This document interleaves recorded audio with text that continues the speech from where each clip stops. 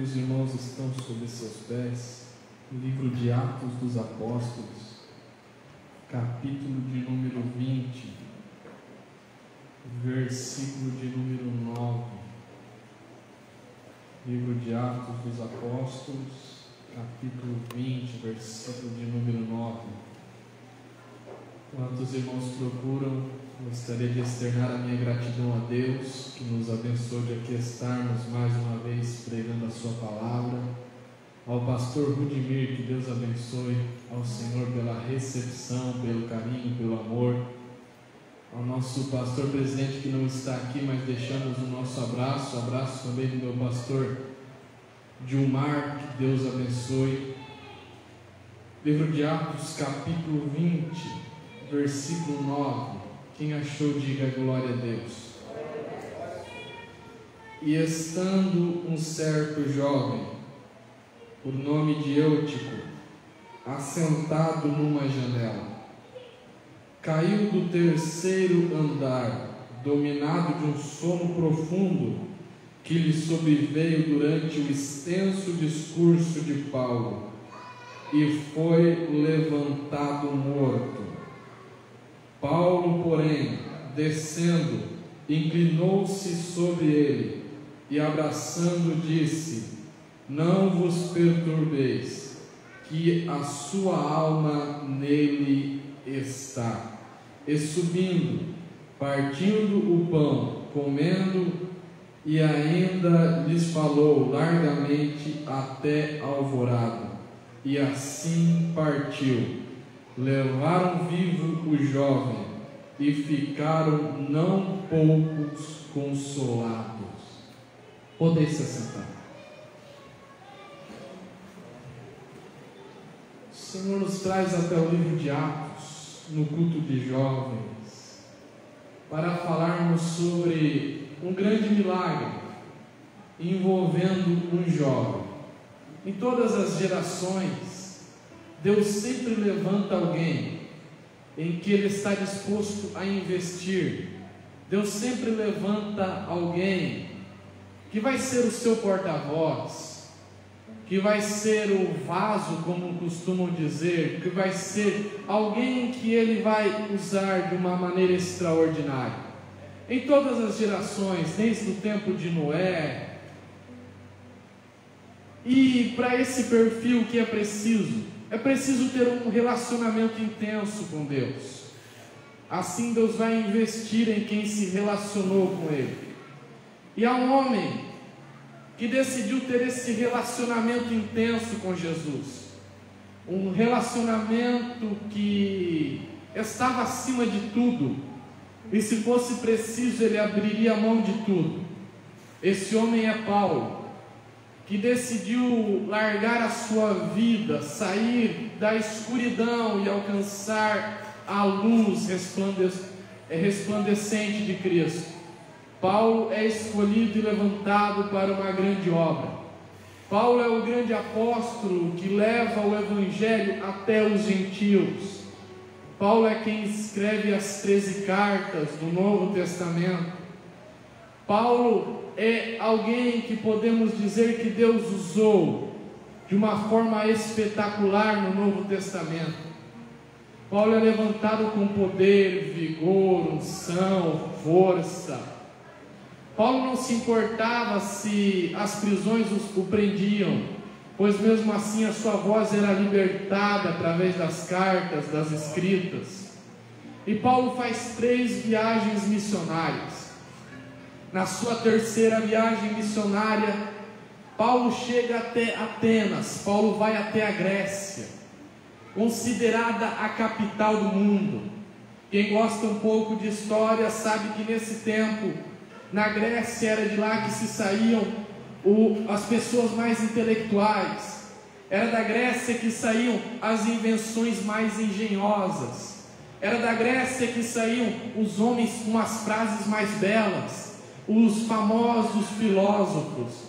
Era da Grécia, o mundo admirava os gregos. O mundo parava para ouvir os gregos. E na terceira viagem missionária, Paulo vai até a Grécia. E quando Paulo chega na Grécia, ele fica pregando por 3 meses. E os gregos ficam espantados. Os gregos ficam abismados. Os gregos ficam super espantados. Sabe por quê? Porque o que Paulo está pregando, está ensinando, Platão não ensinou, Aristóteles não ensinou. Paulo está levando um Jesus que fez o que nenhum filósofo grego conseguiu fazer. Paulo está levando um Jesus que está muitos anos luz à frente da intelectualidade dos gregos.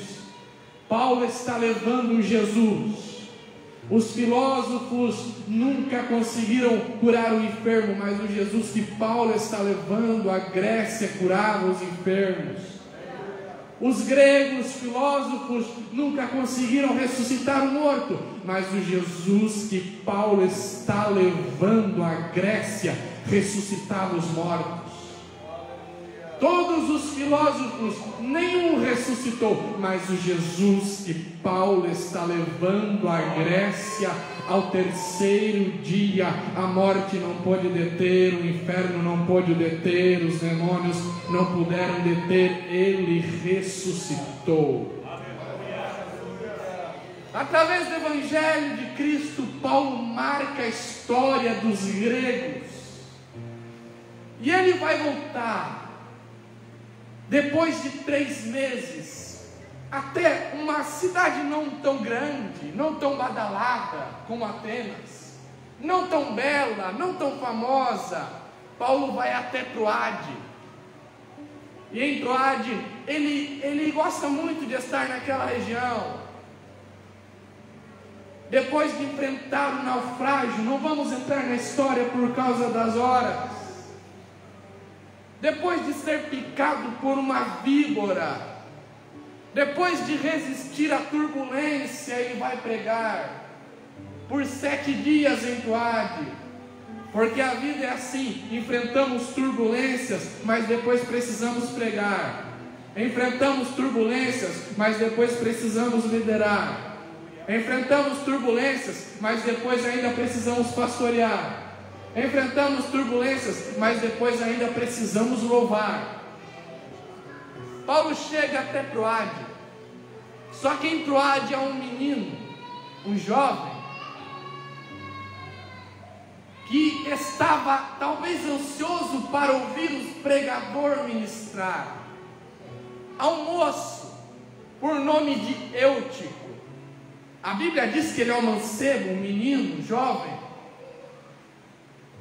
Juventude fala de sonhos, juventude fala de esperança, juventude fala de programar-se, fala de planos, porque quando falamos de um jovem, estamos falando de alguém que tem uma vida toda pela frente, estamos falando de alguém que vai ter diversas escolhas pela frente, estamos falando de alguém que vai ter diversas decisões pela frente. Quando falamos de jovem, ou quando lembramos algum dos irmãos com a idade mais avançada da sua mocidade, lembra que você fez planos? Lembra que você fez projetos? Lembra que na época, talvez há 30 anos atrás, há 40 anos atrás, você fez projetos e você disse: Deus, um dia eu vou ir, um dia eu vou chegar, um dia eu vou ser. Porque a juventude fala de planos, juventude fala de projetos, de sonhos. Porque o jovem que está sentado aqui diz: um dia eu vou ter aquele carro, um dia eu vou ter aquela casa com aquela piscina, com aquela pintura. Um dia eu vou me casar com alguém com esse perfil, com essas qualificações, com essas qualidades. Um dia eu vou ser um presbítero, um dia eu vou ser um pastor, um dia eu vou ser um líder. E quem sabe esse tal de Eutico se espelhava em Paulo, porque todo jovem se espelha em alguém. Todo jovem diz: um dia eu vou ser forte como meu pastor é forte. Um dia eu vou ser trabalhador como meu pai é trabalhador. Um dia eu vou ser um intercessor como minha mãe é uma intercessora. Em Troade tinha um menino, em Troade tinha um jovem, com toda a vida pela frente, todos os sonhos pela frente, todos os projetos pela frente. E Paulo chega em Troade e vai pregar por 7 dias. E a Bíblia diz que perto da meia-noite, o menino já começa a ficar cansado. O menino já começa a querer procurar algum lugar para se sentar. Porque igreja, ministério, às vezes a gente começa a fadigar. Às vezes a gente não acorda com o mesmo ânimo. Quem aqui nunca disse: eu acho que eu vou parar? Hipócrita é quem aqui nunca disse: eu acho que eu vou dar uma estacionada. Eu acho que esse negócio de culto não é para mim. Eu acho que esse negócio de igreja não é para mim. Eu tipo está ficando cansado, porque as horas do culto já se passaram. As horas estão passando e eu tipo está ficando cansado. Eu tipo olho e vê uma janela. Ele vai se sentar.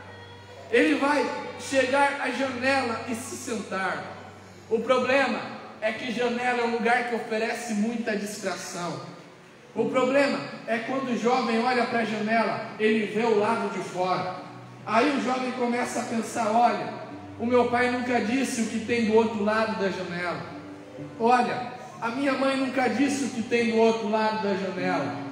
Olha, o meu pastor fala alguma coisa assim, mas nunca disse para mim o que acontece dentro de uma balada, o que acontece dentro de uma festa, o que eles fazem dentro de uma casa noturna.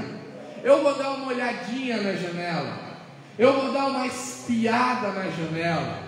Quer saber, meu pai está intertido com esse negócio de culto. Ele não vai ver eu subindo aqui, ele não vai ver eu dando uma espiada, ele não vai ver eu dando uma olhada, ele não vai ver eu entrando nesse site, ele não vai ver eu entrando nessa página. A minha mãe não vai ver eu vendo esse vídeo. Eu vou ter que dar uma olhadinha na janela. O que quem faz no mundo, o que acontece lá, o que as pessoas fazem do outro lado da janela. Eu tipo estar pensando: eu cresci com esse negócio de culto, eu vivi com esse negócio de culto, eu vivi e cresci ouvindo Paulo pregar, ouvindo os ensinamentos de Cristo. Eu preciso dar uma espiada, eu preciso dar só uma olhadinha, depois eu volto para o culto. Eu preciso ver, depois eu volto para o culto. Só que isso oferece distrações. Janela é lugar de curiosidade. Quem olha para a janela sempre vê alguma coisa. Quem olha para a janela sempre vê algo que o distrai. Quem olha para a janela vê o carro que passa, o caminhão que passa, alguém que passa de bicicleta. Janela é lugar de distração. O problema é quando o jovem olha para a janela e começa a se distrair. E agora a voz de Paulo não chama mais a atenção de Eutico. A palavra bíblica não chama mais a atenção de Eutico. Eutico está intertido com aquilo que está do outro lado da janela. Eutico está intertido com o que está acontecendo do outro lado. Eutico começa a ver. E quem está na janela tem dupla visão. Eutico vê o culto de dentro, mas Eutico vê a confusão de fora. Eutico vê a pregação de dentro, mas Eutico vê a murmuração de fora. Eutico vê o familiar de dentro, Eutico vê a união de dentro, mas Eutico vê o problema de fora. Quem está na janela tem dupla visão. Quem está na janela não consegue se fixar no que está acontecendo dentro. Quem está na janela vê o glória a Deus de dentro, mas vê o problema que está acontecendo lá fora. O Espírito Santo diz ao jovem: olha, eu quero que você esteja apenas do lado de dentro, somente do lado de dentro. Sabe por quê? O lado de fora tem curiosidades, tem. O lado de fora tem coisas que a gente é curioso de ver, é curioso a ponto de chegar, a ponto de ir. Só que do lado de dentro tem uma presença que não vai embora. Do lado de dentro tem uma presença que não se acaba em uma noitada. Sabe por quê? Quem está do lado de fora vai se divertir uma noite, mas vai acordar acabado, com a alma destruída, sem plano de salvação, sem projeto. Agora quem está do lado de dentro, amanhã acorda para ir na escola dominical e o Espírito Santo diz bom dia ao jovem. O Espírito Santo derrama da presença sobre o jovem. Vale a pena estar do lado de dentro. Do lado de fora tem distrações, mas do lado de dentro tem realidade. Do lado de dentro tem poder de Deus. Do lado de dentro tem virtude. Do lado de dentro tem palavra, do lado de dentro tem ensinamento, do lado de dentro tem batismo, do lado de dentro tem o Espírito, do lado de dentro tem poder, do lado de dentro tem graça, do lado de dentro Deus se manifesta, do lado de dentro você ouve a voz do Eterno, do lado de dentro você está na presença dEle, do lado de dentro Ele se alegra contigo, do lado de dentro Ele se alegra com a tua conduta. Mas o menino está distraído. O menino quer saber o que tem do outro lado da janela. A curiosidade que os meus amigos da escola tanto falam. A curiosidade que os meus companheiros da faculdade tanto falam. A curiosidade que os amigos de trabalho tanto falam. Aí o Espírito Santo entra dentro de você e diz: não te preocupa. Eles têm festa, eles têm farra, mas você tem a minha presença. Não te preocupa. Lá fora tem curiosidade, mas aqui você tem certeza que ao soar da última trombeta, você, jovem, será arrebatado aos ares. Sabe por quê? A tua mocidade não está sendo jogada fora, a tua mocidade está aos pés da cruz. E Jesus está olhando para você e está dizendo: está vendo ele? Ele continua do lado de dentro. Está vendo ela? Os pais dela não estão, mas ela continua do lado de dentro. E nessa curiosidade de Eutico, nesse negócio de sentar em janela, ele começa a ficar sonolento. O sono vem quando não está mais prestativo ao culto. Você já foi muito cansado em um culto em que você ficou com sono? Um dia de trabalho e você ficou com sono. Sabe por quê? A palavra não chama mais a atenção de Eutico.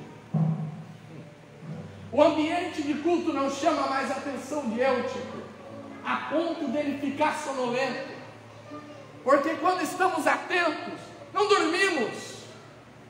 Quando estamos cultuando, não dormimos. Queremos prestar atenção na palavra. Queremos prestar atenção na letra do louvor e nos conectarmos com Deus. Mas quando o sono vem, ficamos balançando. Quando o sono vem, podemos cair a qualquer momento. Quando o sono vem, estamos aptos a falharmos, tomarmos decisões erradas. E Eutico dorme ponto de cair do terceiro andar. Veja bem, é interessante que a grande questão não é apenas a queda de Eutico, mas a grande questão é o lado que Eutico vai cair. Porque se Eutico cai para o lado de dentro, a janela devia ter 1,5 metro, 2 metros, no máximo de altura, para ele ter conseguido subir. Se Eutico cai para o lado de dentro, ele simplesmente ia levantar, bater a mão na calça e dizer: não foi nada, continua o culto. Continua o culto, não foi nada. Sabe por quê? Quando o jovem cai para o lado de dentro, o líder dele pega ele e diz: não se preocupa, não foi nada.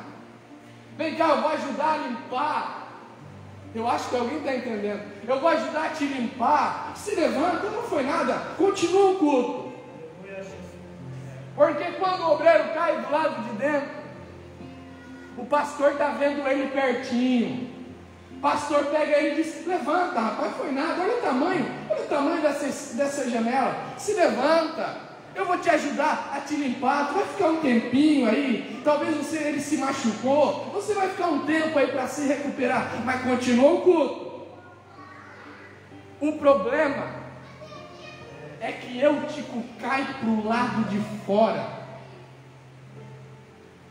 E para o lado de fora do terceiro andar, o impacto é muito maior. Quando se cai para o lado de fora, a dor é muito maior. Quando se cai para o lado de fora, as marcas são muito maiores. Quando se cai para o lado de fora, as lágrimas são muito maiores. São muito, em mais quantidade. Eutico cai para o lado de fora. E para o lado de fora, a curiosidade pode ser bacana, mas o lado de fora mata. Olhando pode ser até interessante, mas quando se cai ele mata. Porque Eutico é levantado morto. E agora eu cheguei onde eu queria chegar. Sabe por quê? Porque há uma multidão. Paulo está ensinando. Paulo está falando o que aconteceu na Grécia. Talvez Paulo está falando como escapou do naufrágio. Talvez Paulo está explicando como lançou a víbora no fogo. Só que sabe o que Paulo faz quando o menino cai do terceiro andar? Quando se cai para fora, o escândalo é muito maior. Quando cai para dentro, alguns nem veem. Mas quando ele caiu para fora, imagino que alguém deu um grito. Ele caiu. Eutico está caindo. Quando cai para fora, o barulho é muito maior, o escândalo é muito maior, a repercussão é muito maior. Quando alguém cai para fora e se machuca, todo mundo sabe, todo mundo viu, todo mundo conta. E as pessoas em volta talvez estão dizendo: ele caiu, mas ninguém mandou ele subir na janela. Ele caiu, mas ninguém mandou ele olhar para fora. Ele caiu, mas ninguém mandou ele ser curioso.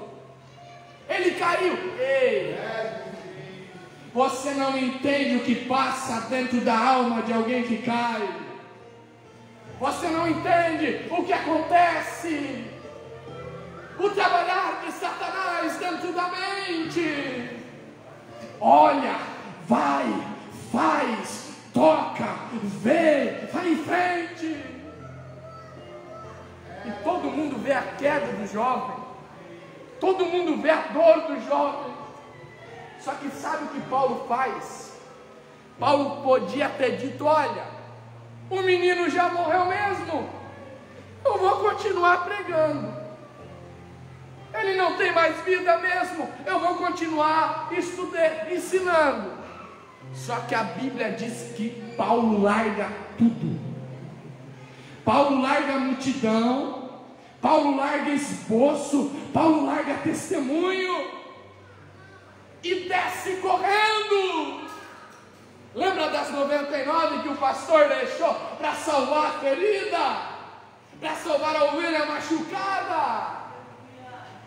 Paulo larga tudo e desce desesperado atrás de Eutico. Sabe por quê? Eutico, o menino, Eutico, o sonhador, que tem os seus projetos precocemente ceifados, precisa de alguém que vá atrás dele, para trazer ele de volta para dentro.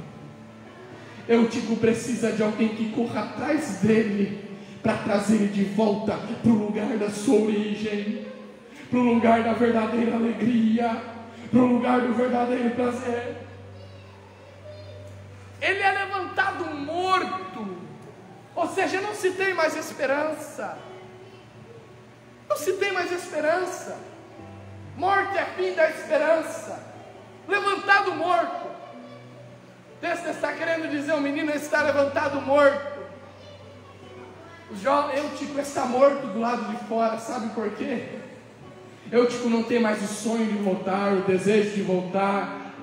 Eutico não tem mais a vontade de voltar. Só que quando Paulo chega até o menino caído, Paulo não conta nada sobre Grécia. Paulo não conta nada sobre o testemunho.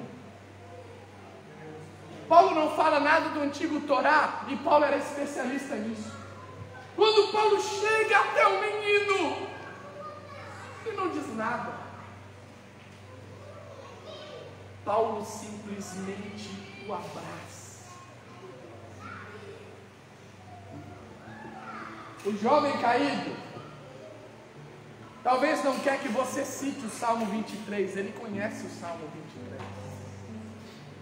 O jovem caído estava na escola dominical. O jovem caído ouvia os louvores que você também ouve. O jovem caído estava do teu lado na terça-feira e ouvia o pastor pregar. O jovem caído quer apenas um abraço. O jovem distante quer apenas um abraço. O jovem distante quer apenas uma companhia. O irmão distante quer apenas um abraço. O crente distante quer apenas um abraço. Ele precisa voltar. Eutico precisa voltar. O lugar onde Eutico não está ocupado. E a Bíblia diz que o abraço de Paulo faz Paulo sentir e dizer: calma, ainda há vida no menino, a alma dele ainda está aí.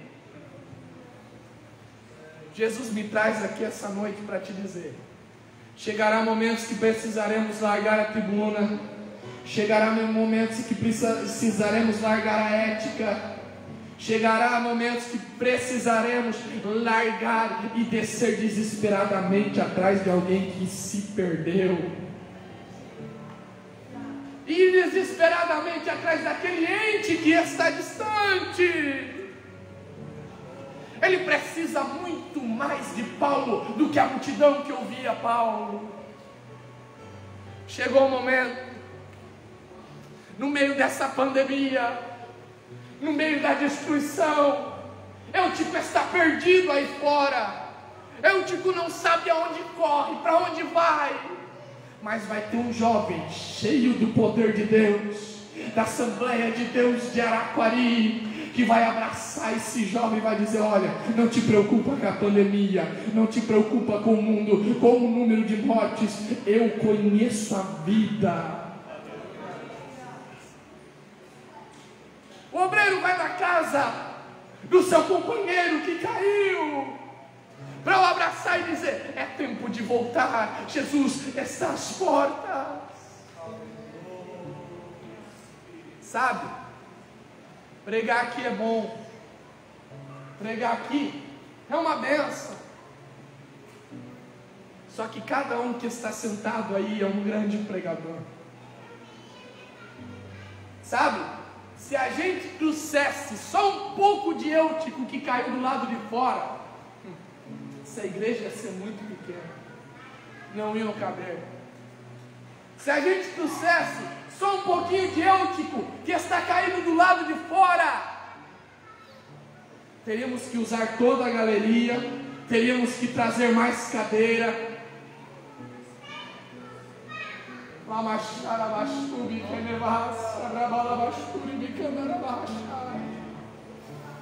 Você está sentindo a presença de Deus aqui, mas nesse momento alguém está morrendo.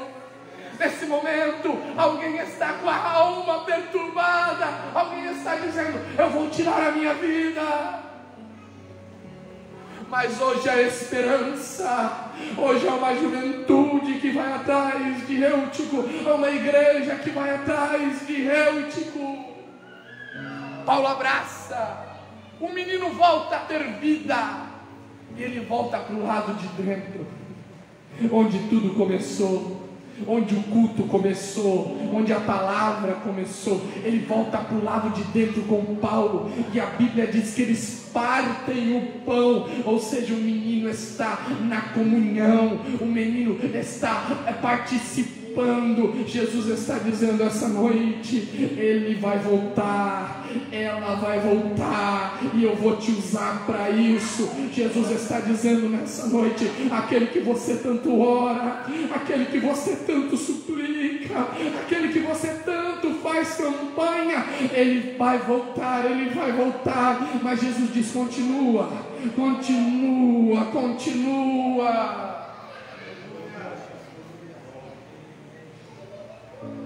Porque se igreja não for isso, eu não sei o que é igreja. Jesus disse: ide, ide, ide, ide. Não precisa largar o emprego. Eu estou dizendo essa noite, lá na tua escola, Eutico passa por você toda hora. Lá na tua empresa, Eutico passa por você toda hora. Você fala de futebol, você fala de problema, mas você não fala de Jesus.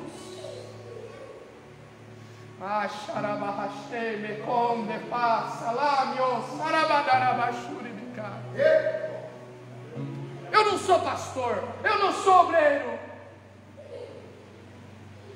mas Jesus te chamou para ir. Ide.